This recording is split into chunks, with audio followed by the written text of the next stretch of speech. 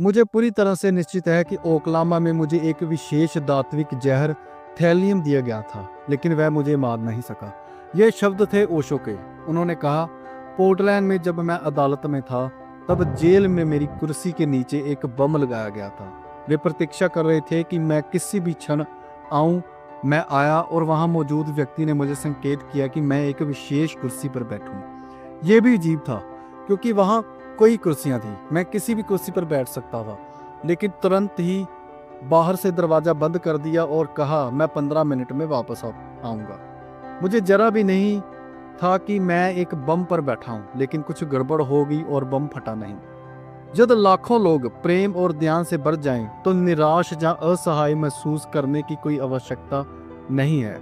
प्रकृति ने तुम्हें अपार शक्ति दी है, जो किसी भी परमाणु हथियार को निष्कर्ष कर सकती है, और यही मैं करने की कोशिश कर रहा हूँ।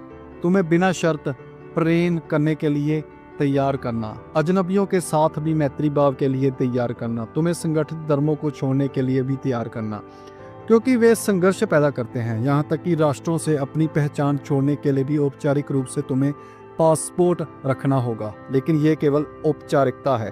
अपने भीतर की गहराई में ना तुम हिंदू हो, ना भारतीय, और ना जर्मन, और ना ईसाई।